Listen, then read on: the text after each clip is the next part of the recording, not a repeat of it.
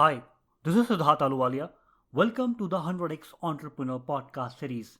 Today, I have with me Ajay Hattangdi, managing partner and co-founder of Alteria Capital. Ajay, welcome to the podcast. Thank you for having me on the podcast, Siddhartha. Ajay, we would love to know more about your journey as well as Alteria Capital. So I started my career at Citibank in the mid 90s. I worked with Citibank for about 12 years. And then I left Citi towards the end of 2006, early 2007, to start the first venture debt dedicated sort of NBFC business called SVB India Finance. I ran that subsequently for the next 10 years and then left in mid 2017 to start Alteria Capital. So, Ajay, what's your personal background? How did you enter into the venture debt? It was a very new concept back then, and today is still, as much as new. Sure. So, this journey really started in, I'd say, in around 2000. And in those days, the IT industry in India was just beginning to get recognized. And at that point, there was a very famous study that was done by McKinsey and NASSCOM together that predicted that the Indian IT industry would be this booming industry by 2020. At Citibank, where I was, we recognized that while we had very deep relationships with the rest of corporate India, we didn't really have a good understanding about the whole IT industry that was emerging around us. And so there was this group put together to try and understand what the IT industry was about and how do you as a bank work with this industry. And I was kind of the junior most relationship manager on the floor. And so they asked me to kind of take charge of that because that was not as big and, as interesting as some of the other sort of automobiles and cement and steel industries were. But that was perfect for me because it gave me the ability to really go out there and understand a little bit more about the industry. My mandate at that point was very simple. Go out and try and find how as a bank we can understand the credit dynamics of this industry, and secondly is what are the kinds of products we can offer to software development companies. So I got the run of sort of going and meeting the large corporates and then also going and meeting a whole bunch of startups. And at that point, if you recall, in 2000 there was a collapse sort of happening around in the VC industry. The bubble was set to burst. And there's a lot of startups that came to us and asked us whether there's a way that a bank like us could fund them while the VCs came back. And my first reaction was that was not something that a bank could do. Eventually, I came across this incredible model of venture banking by Silicon Valley Bank in the US that showed that under certain circumstances, you could actually lend very productively and profitably to startups.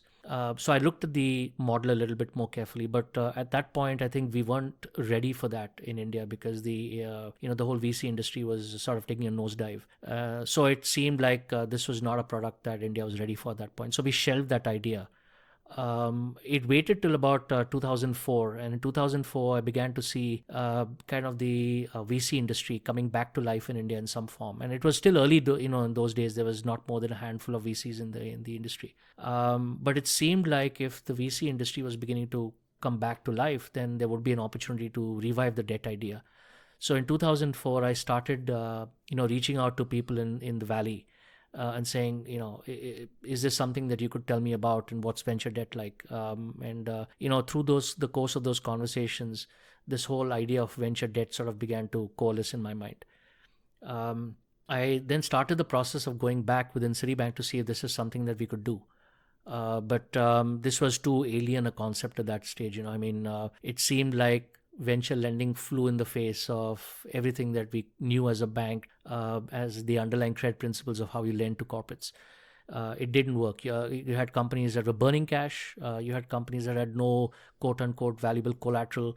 And so this model of venture debt was not something that I think a bank like Citi was prepared to look at. And rightfully so. It's not something that's easy for, not just in India, but in most countries for banks to understand. So I decided towards the end of 2004 to kind of go to the US, meet a lot of these people that I'd been speaking to see if they would fund my idea to start a venture debt business at that point. And obviously, I think the feedback I got was, the market is still early. There's still a ways to go for the venture capital industry to come and sort of set up shop in India. But interesting concept and something that I should certainly keep working on. In my sort of perspective, it's the first law of research, right? That I heard people say, yes, you must set it up and it's a fabulous business and we will invest. And so I came back towards the end of 2004 wanting to leave Citi and start my own fund. I decided to give it 3 months more at that point. Miraculously, a week before I resigned from Citi, my CEO at Citibank India called me to say that there was a product workshop where his boss, the regional director, was going to be in India. And he gave me the second slot and the last slot of a 2-day workshop. To my luck, the regional director had actually heard of venture debt, and he was very enthusiastic about it. So right there, at the moment that I thought I would never get the approval to do it, I actually got the approval and the backing from Citibank to start venture debt. So I started that for 2 years. I ran that for the next 2 years, 2005 and 2006. At the end of sort of 2006, I decided that I would leave Citi. Not because I wasn't getting support. In fact, Citi was being very supportive of the idea. My concern was more about the fact that I think at some level I was a little concerned whether Citi really understood this concept. And, it's not an easy concept for most banks to do, as I said. And so I decided that if I had to, if I saw the future of this business and I really thought this was going to be big, then I needed to either do this on my own or I needed to partner with somebody who would be a long-term player in this industry. And the most obvious choice to me was Silicon Valley Bank, which is, as we call, the 800-pound gorilla of this business. So at that stage, I left Citi to join Silicon Valley Bank, mainly with the idea of pitching to the board to start an India business, because at that point, they didn't have an approval to do an India business. And that's where Ash sort of Lilani came in, and Ash and I worked together for the next 6 months to get the approval from the board. So in 2007, I actually had the approval from Silicon Valley Bank to set up an India NBFC to start the venture debt business here. That was the birth of SVB India Finance, which then I subsequently ran for the next 10 years. In 2015, we did a buyout of the business. Temasek came in along with the UOB Bank Singapore and took over the ownership of the India business, and SVB got an exit. And the company was subsequently renamed InnoVen Capital. So I continued to run that as CEO for the next 2 years. In addition to India, I also helped set up the businesses in Southeast Asia and in China. And in 2017, my partner Vinod Murali, who was with me for the previous 11 years now, decided to leave, and we sort of decided to set up Alteria Capital. Really is a way of taking that experience that we've built to the last 12 years together and extending it and creating our own fund at Alteria Capital. So Ajay, can you please explain in layman terms what is venture debt? The way we define venture debt is that it's debt in any form provided to a company that's raised funding from a venture capital investor post Series A or beyond. Now, let's take an example of what we mean by that, right? So you have a company that's raised a Series A round, and let's hypothetically say it's raised 30 crores. Now, companies at this stage are usually cash burning. So let's assume this company burns 2 crores of money every month. So the company right now has 30 crores, burns 2 crores a month, has 15 months of life. Now, within those 15 months, the company is expected to hit certain milestones. Hitting those milestones makes the company more valuable and therefore can raise Series B at a much better valuation. That's as basic as it is. What happens is now the company has 15 months of life and they have to hit these milestones. But the milestones sometimes take longer to achieve than what is expected. So the milestones could be adding a new product line, could be bringing 5 new companies or corporates as clients. And doing that basically improves the valuation. But like I said, getting those milestones done in time takes, sometimes it takes more time than what is expected. And the last thing that you want to do as a founder is basically go into fundraise mode for your next round before you've hit those milestones, because then your valuation takes a real knock. So what venture debt does essentially is that you can add on top of 30 crores, say hypothetically another 5 to 6 crores, which buys the company another 3 months of life. And those additional 3 months of life could help the company with the time it needs to hit the milestones and get more valuable. So in a sense, we think of venture debt as a way to extend the cash flow runway for the company involved. And in a way, it helps to protect dilution and valuation. So what kind of companies are you looking at when you say, you are ready for venture debt? They must be having a revenue or a business model in place? I think the essential condition for us is that the company have a strong set of institutional VCs that can sort of guide the company and fund the company through its difficult times if it happens. We are sector agnostic, so we're not overly fussed about the nature of the business, but yes, there are certain sectors that we like to stay away from. What we look at though is a combination of the investor, the founding team and the business plan, and make sure that it's in sync with what we're looking at as the ingredients for growth going from here on. And besides the money, the loan which you give, what kind of value do you bring to a startup? So I'm glad you asked that question, because traditionally, most providers of venture debt have been sort of focused on providing capital as the solution to growth and helping companies grow. What we're looking to do at Alteria Capital actually is what we're doing is we're actually recognizing that capital is one of the several things that a company needs to, succeed and grow. Capital is important, and it is therefore the sort of main thing that we do at the fund, which is provide venture debt. In addition to that, however, we try and provide other forms of support to a startup, such as connecting with either customers or vendors or other startups or technologies through our program called Activate. So the heart of our effort is really an attempt to understand the company at a deeper level and understand its drivers, and see what are the kinds of introductions and connects that we can help the company make that can help the company improve its odds for success going forward. Right. So we have a dedicated team within our team in Mumbai that essentially sits with every one of our portfolio companies, and on a quarterly basis tries and discerns what are the kinds of connections and introductions we can make to improve that. So what we want to do is try and improve the odds of success for the companies through capital and through connects. Ajay, how is the debt structured like? How many years it's for the startup to repay back the debt? What are the interest percentages? So the debt is generally structured as a medium-term loan. It's 2 years to 3 years, depends with every structure. The loan is always monthly repayment and monthly amortization, and the intention of that is to lower the burden on the company. For example, if it was structured as a back-ended payment or a bullet repayment, that puts a lot of stress in the company's repayment capacity, especially as the loan comes up for repayment, right? So these are 2 year to 3 year loans, monthly repayment. The commercials, that we expect on this obviously are on the higher side compared to traditional bank funding, because the risk is much higher in these kinds of structures. What we do, however, is to make it easier for the companies. We price the loan in the mid-teens. And the balance portion of it, the return that we expect, we get it through a contingent sort of a payout as part by taking some equity kickers. So the reason for doing that is that we then are not, we're sort of not loading the entire cost of the funding onto the company through the interest payments, and we are getting a part of the payment only when there is an exit and a secondary opportunity for the investors and for the founders. So we make a little bit of money when hopefully the founding team and the investors make a whole lot of money. And the expectation is that we will make slightly upwards of 20% kind of returns in this business to compensate us for the risk we take. The loans are structured without sort of encumbrances on the personal property or the assets of the promoters. We are secured lenders in the company, so we come at the top of the table in that sense.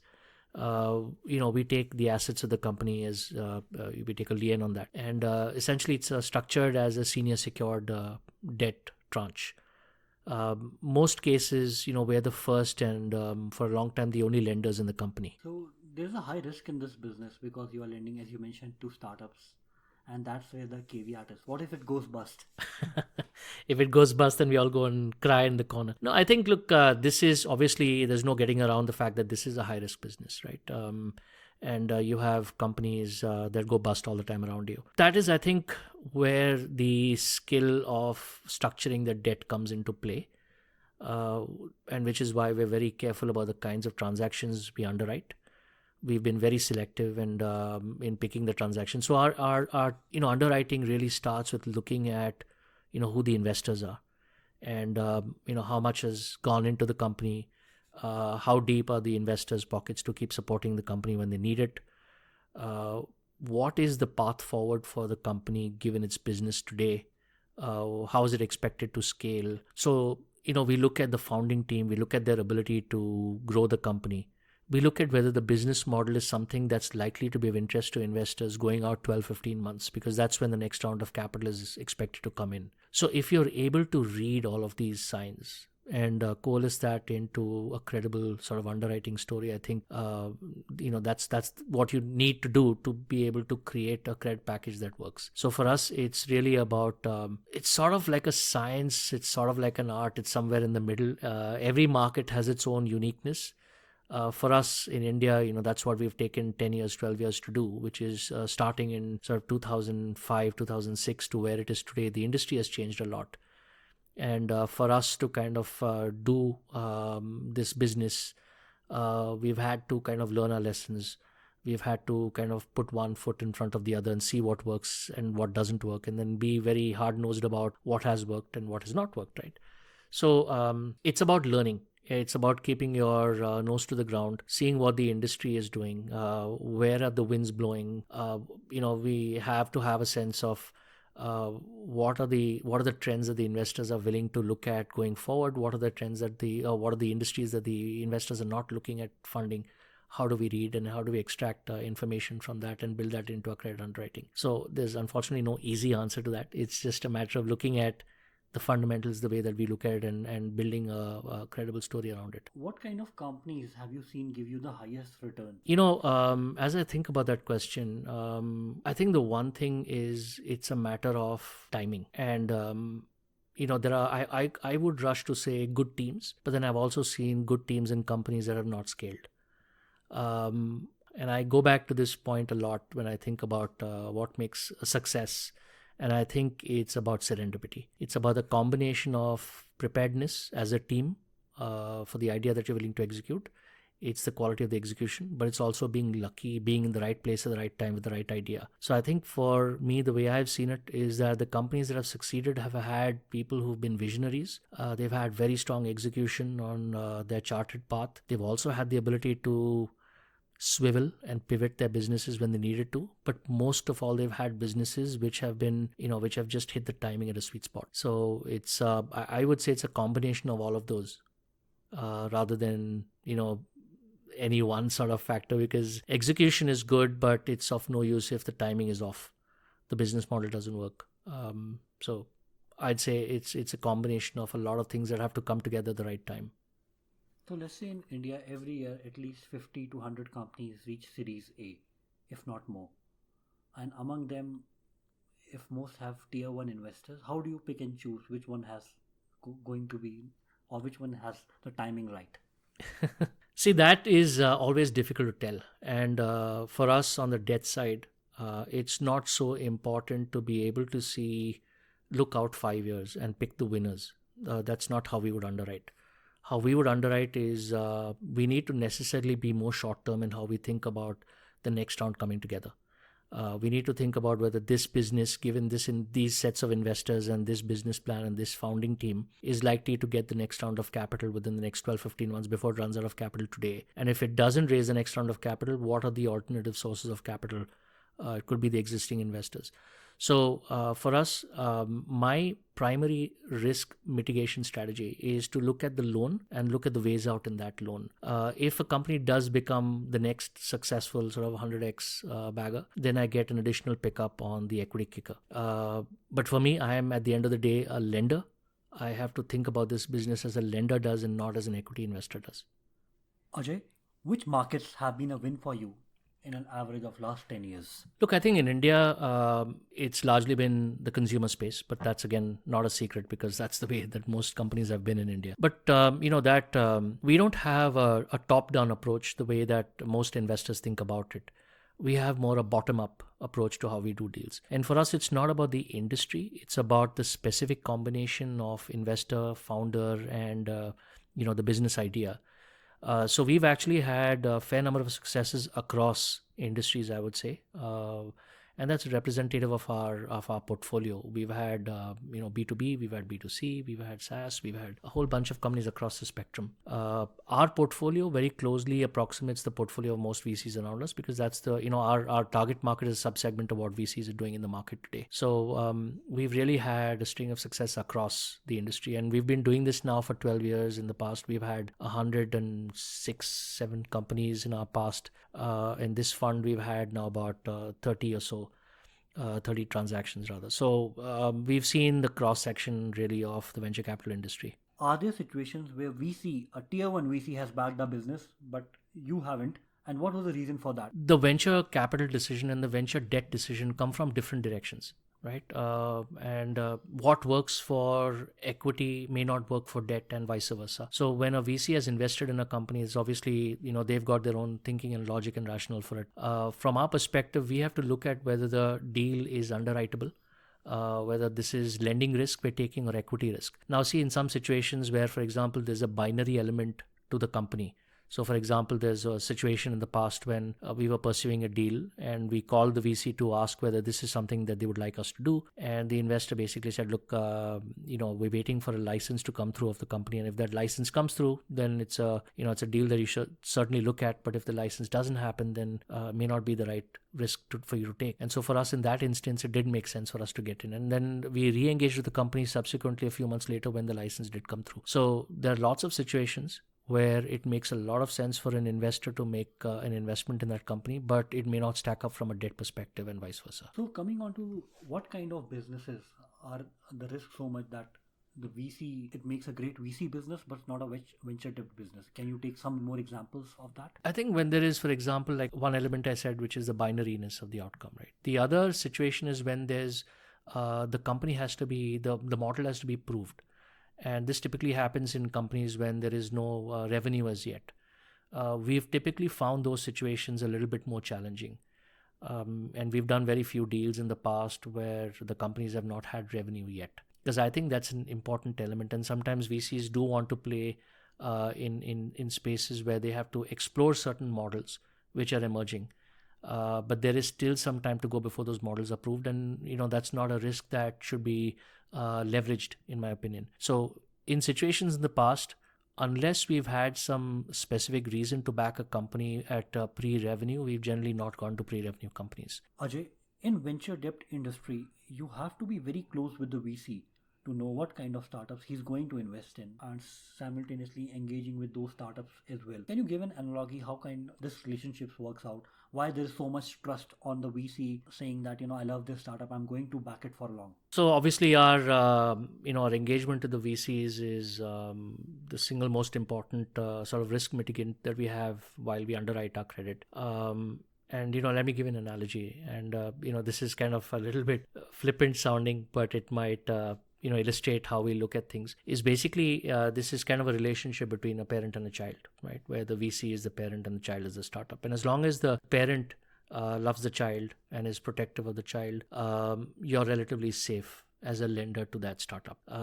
You're expecting the VC to basically contribute and help the company navigate through its minefield of growth. It's when that child grows up and becomes an adolescent and is, it's not completely controlled by the parent, when things get a little bit hairy. And when that adolescent grows up and becomes a responsible, mature adult, that's a safe time again to lend, right? And that's the world of corporate banking, corporate finance that we see around us. The world of venture debt that we do is the stage when we are funding that little child that's been protectively held and managed by the parent. And that middle ground there is when the companies are sort of an SME stage company, and which is why you find that a lot of the credit troubles around in the world are related to SME banking and SME funding.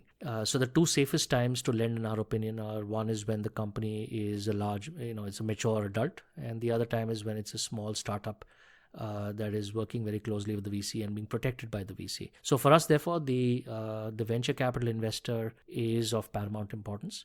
That's our relationships, I think, with the venture capital industry is a very important aspect of how we manage our risk in this business. At what stage should startups start engaging with you? So the right time to engage for the venture debt conversation is really when a company is looking to close a Series A round or beyond. That's a starting point for us. And Series A for us is anytime a company raises $3 to $4 million of institutional VC funding. We have a separate program called Activate, which I referred to earlier, which is where we work with large corporates and help them with their corporate innovation programs, and really help them find and connect them with startups that can help them to insource innovation. And in those cases, we often find there's lots of great pre-Series A companies that we reach out to and connect with. And that's an ongoing effort. We've got several mandates running with fairly large corporates today, almost a dozen of them. So I think the right time is when we have some of these mandates, we go out looking for some of these startups. So how does deal flow work for you? when a startup raises pre-Series A or Series A, then the VC refers you to the startup, or is it you reach out to your startups yourself? I think it's a combination of all of those. In many cases, it is the VC who picks up a call, picks up the phone and calls us and, lets us know that there's a deal happening and whether we'd like to look at some debt. We also have, our own outreach program where all of the transactors in our firm are reaching out actively to companies that we think are interesting.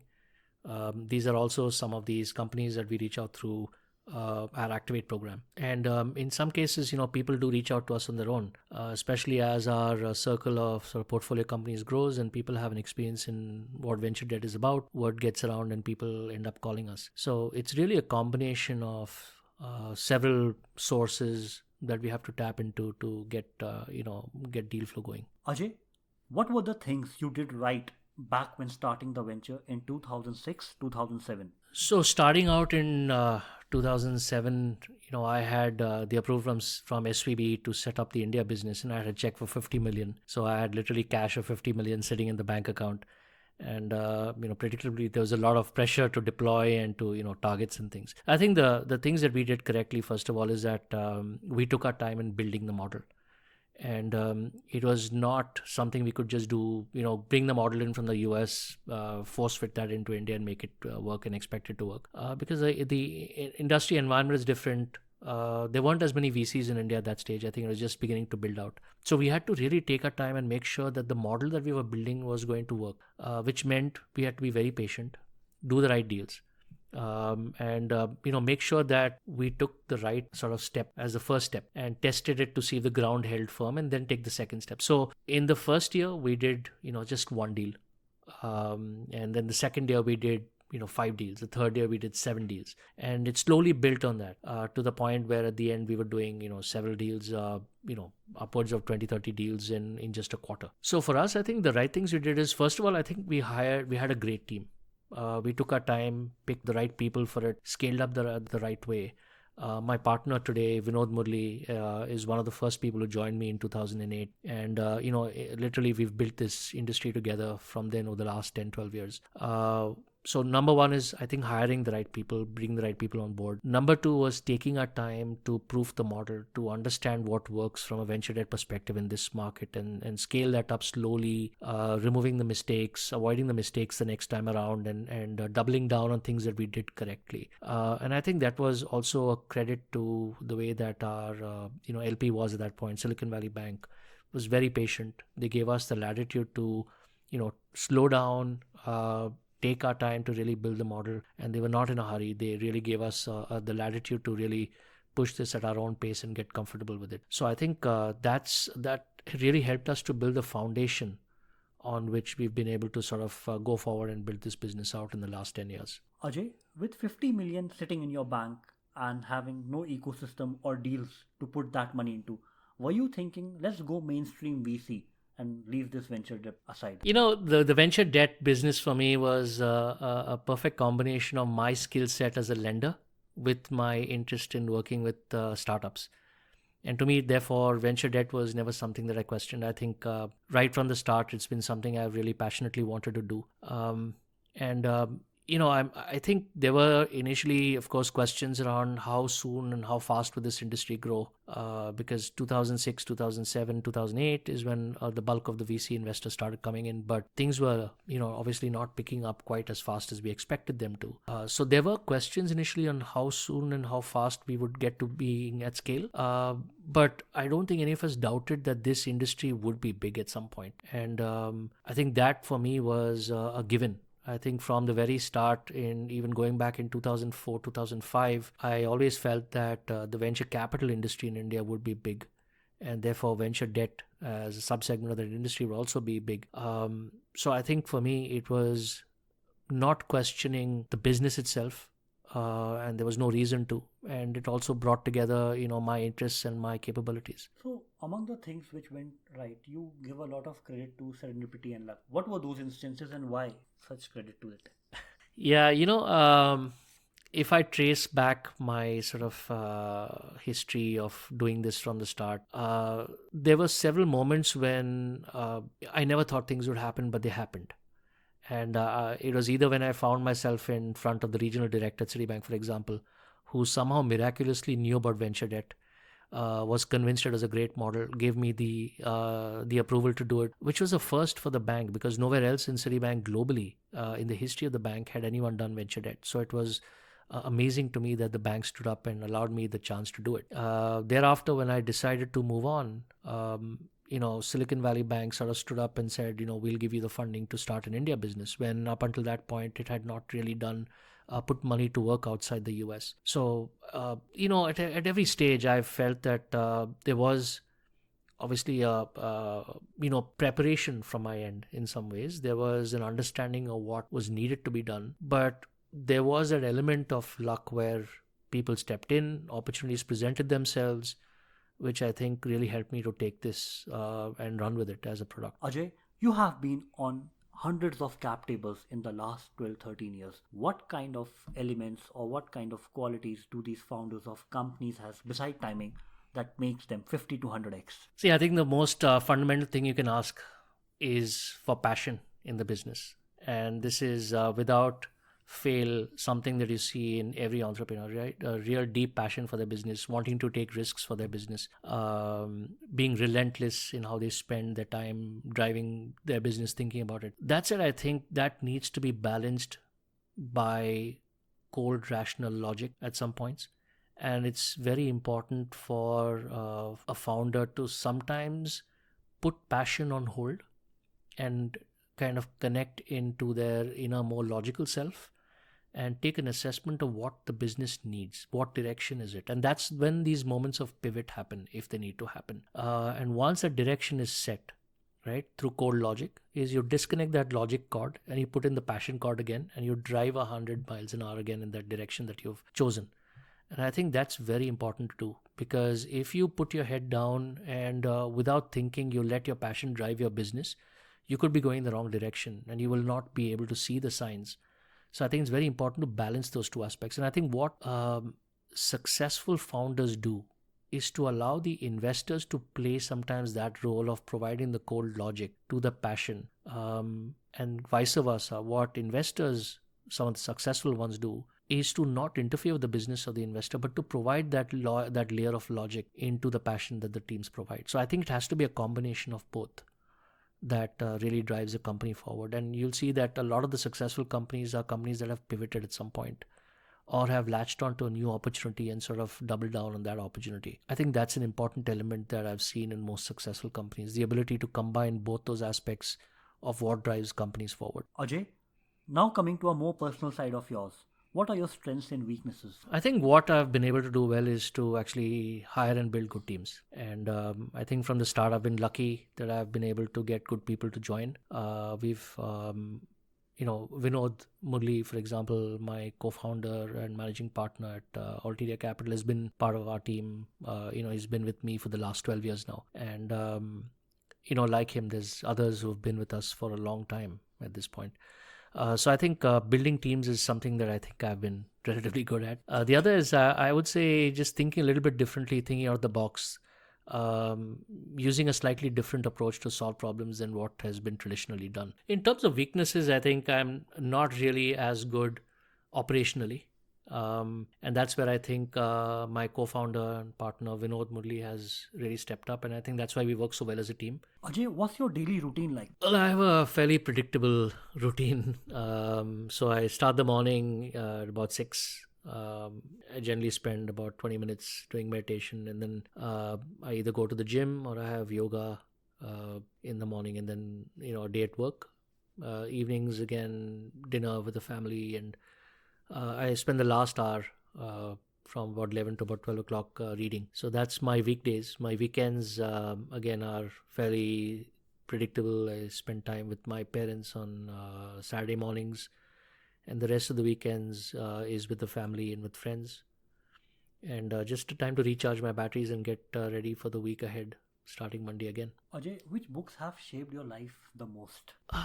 I think going back, the book I think that I really liked reading that gave me a different perspective is a book called What Have You Changed Your Mind About? And it's a compendium of essays written by people across across areas.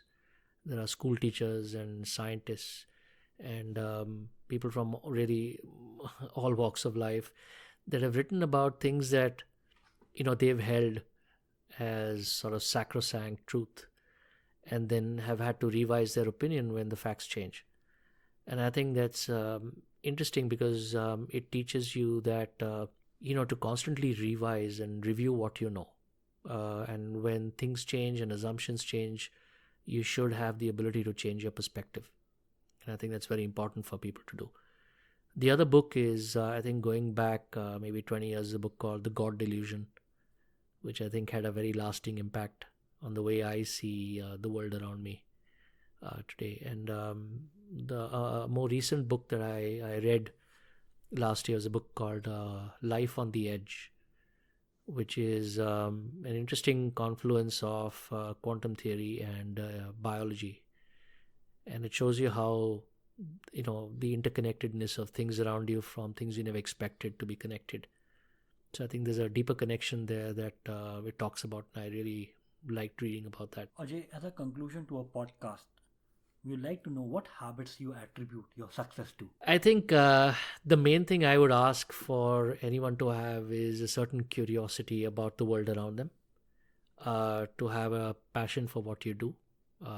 If you're not passionate about what you do, honestly, you shouldn't be doing it, because that's the one thing you're going to be doing for most of your waking hours. You might as well make it count.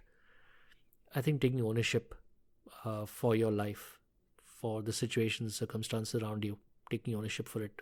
And I think just having a sense of being able to enjoy the world around you, and not taking things too seriously. Thank you so much, Ajay. It was wonderful to have you on our podcast, and I hope the listeners enjoy the conversation as much as I did. My pleasure, and thank you for having me.